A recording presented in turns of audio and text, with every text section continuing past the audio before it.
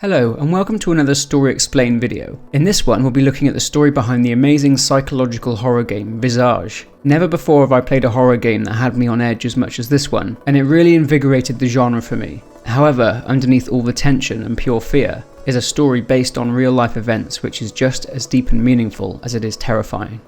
You ready? Let's go.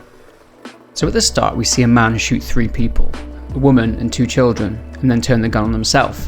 Fades to black and a person wakes up in a bare room sporting a limp and enters through a door into a hallway. It's made clear very early on that paranormal events are a regular occurrence in the house, and it's not long before things start to get really creepy. The character we play upon inspection has no hands or feet and no body. At first I thought this is just a developer oversight, but now it kinda makes sense. Our character is actually a ghost. Upon answering a phone call from our neighbour Rose, we find out that our character is known as Dwayne. Hello, Dwayne. It's Rose, your neighbour. Now let's get the initial confusion out of the way. The person who killed the people at the start was Dwayne.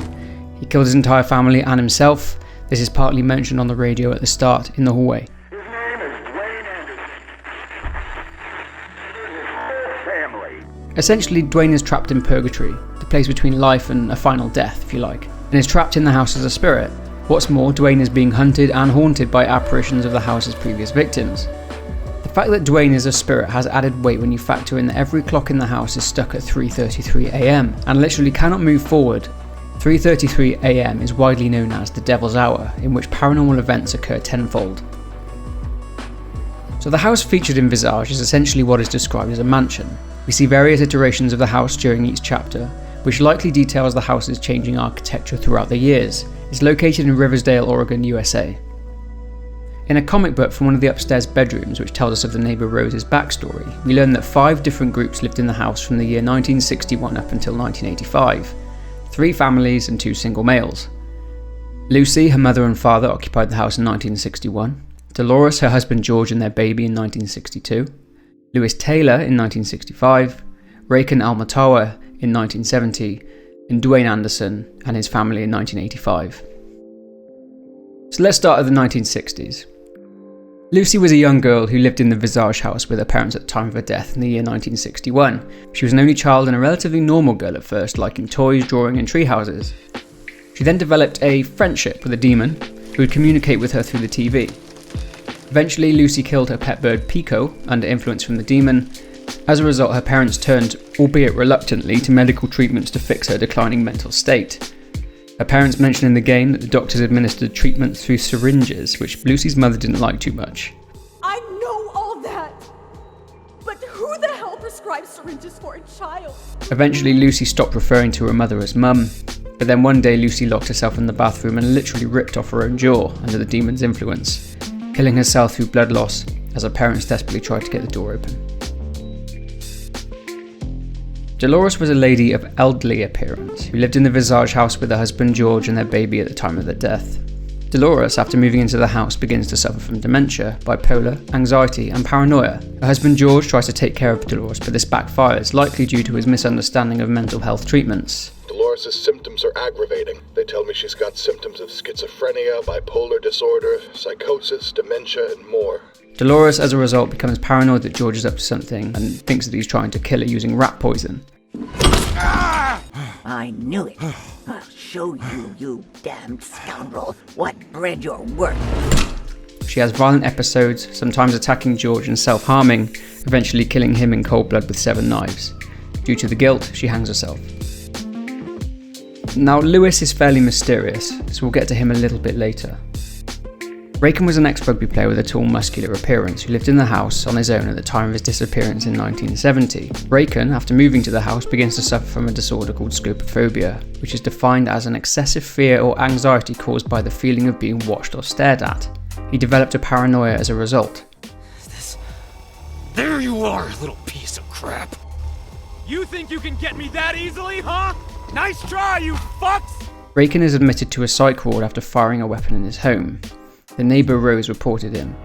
He tries to escape due to his paranoia, breaks his legs jumping from a window, and after many tests he escapes his room again and ends up in what seems to be an underground part of the hospital, or it could be his home. We see that he gets locked up in a room where he eventually dies. Dwayne is the main protagonist of Visage. He lived in the Visage house with his family at the time of his death in the year 1985. A seemingly devout Catholic, Dwayne, after moving in, soon began to develop an addiction to alcohol and also developed depression and anxiety, further exacerbating his drinking. Dwayne suffers from a mental illness, which is why there is a stress mechanic in the game. He neglected his wife and children more and more, and eventually killed his family and himself, and ended up as another victim in a long line of victims of the Visage mansion. But is Dwayne really a victim? So the entire game in its simplest form is Dwayne finding out and investigating what happened to the previous occupants of the house, Lucy, Dolores and Raken. The stories behind these three make up chapters 1 to 3, with chapter 4 being Dwayne's story. Lastly, there are chapters for Lucy, Dolores and Raken, but there's no chapter for Lewis Taylor. This is because Lewis's story is a little bit different. Throughout the game, Dwayne obtains 7 VHS tapes, 3 after completing chapters and the other 4 upon finding them scattered about the house. These tapes are addiction, greed, negligence, indifference, pride, prison and affliction. But before I go into what I believe these tapes tell us about Dwayne and his past, I need to mention something called Project MKUltra. In the 1950s and 60s, the CIA was tasked with creating a mind control drug which would be weaponized and used against enemies of the US. The director of the MKUltra program, Sidney Gottlieb, paid around $240,000 to buy up all of the world's LSD and distributed it to hospitals, clinics and prisons under the guise of a bogus foundation, asking them to carry out research projects on patients and prisoners. Let's start by breaking down each VHS tape. In the addiction videotape, we see Dwayne being told by a man in a plague doctor's mask, which obviously symbolises Dwayne's thoughts and his guilt, to drink his problems away, leading to an over-reliance on alcohol. Don't you worry, my friend. Just take a sip, and everything's gonna be back to normal. Go ahead. Drink a little of this wonderful poison. It'll do you real good.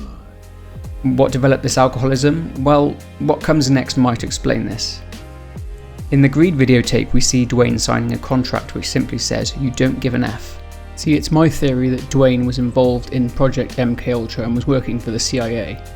My thinking is that this could have been a non-disclosure agreement which the government made him sign to keep their involvement in MKUltra a total secret, which was in fact a classified operation. This is where I believe everything started. In the negligence videotape, we see that Dwayne is neglecting his family and turning to drink even further. This is likely due to his growing guilt about what the government is making him do. In the indifference videotape, we learn that Dwayne has basically stopped caring. A vision of his wife accuses him of having a cold indifference. Recently, you've been scaring everyone with your cold indifference. His tape also shows us that Dwayne is taking various pills, and his wife asks who is prescribing them for him. Dwayne is essentially taking these pills to help him deal with his guilt, the drinking, the depression, and the anxiety of what he has done and his involvement in MKUltra. His wife even says to him that she is only with him for his money, and that she thinks it's probably blood money, but she doesn't even care. I'm only with you because you have money. It's probably blood money, but I don't care. In the Pride videotape, it's pretty much confirmed to us what Dwayne did for a job, as it's revealed that Dwayne spent some of his time working in a chemist's lab. There is even a timesheet on the side with his name on it, and there is a chemical structure for LSD hanging on the wall. This lab is fronted by being called Health Pharmacy. Prison is a VHS tape in which Dwayne has to knock down 4 walls to escape through an exit wall while being hunted by an apparition of a tall man covered in a dark substance. I believe this tape serves as a visual representation of Dwayne's fear that he would be sent to prison for his involvement in MKUltra, and possibly something else. Finally, in the Affliction videotape, Dwayne walks through what seems to be a water treatment plant. After walking through, Dwayne ends up at a well. Bodies start floating up to the surface of the water and Dwayne gets pulled into the well by a guy who looks like he's covered in something. Now, is that significant in any way? Well, yes, I think it is. Remember I talked about MKUltra, this super secret CIA experiment which ran from 1953 to the mid-1960s, took place during the Cold War in response to the efforts of the Soviet Union undertaking their own mind control experiments, which raised a significant interest in psychological manipulation. This project was eventually shut down around 1966, and all records of it were destroyed in 1973. Before it was officially shut down, it was widely believed by officials that the thought of introducing LSD into the water supply to control an entire populace was in fact an effective one. Could this be what the Affliction tape is referring to, that the water supplies were secretly being spiked and people were dying as a result? Is this vision a manifestation of Dwayne's guilt for what he was involved in? Certainly interesting. In this tape we also recover a staff door pass from someone's locker. Remember I mentioned Lewis Taylor earlier in the video? This locker belonged to Lewis Taylor. Rose mentions in the comic that Lewis has been unhappy working at the water treatment plant for a while and that she's worried about him. Has something sinister been happening at that water plant? Notice as well the black substance that leads to Lewis Taylor's locker. Familiar? Lewis Taylor's photo on his past certainly seems to resemble someone that we've seen before. So I believe that through everything we see in the game, it all loops back to Dwayne. Dwayne worked as a chemist in a lab producing LSD under a company name called Health Pharmacy in 1953. Now we know that the CIA used bogus foundations to distribute LSD to hospitals in order to carry out research projects on patients during the 50s and 60s. Lucy was given medicated treatment at a hospital by a doctor sometime before her death in 1961, as this is confirmed through dialogue from her parents and that there are numerous depictions of Lucy being drugged.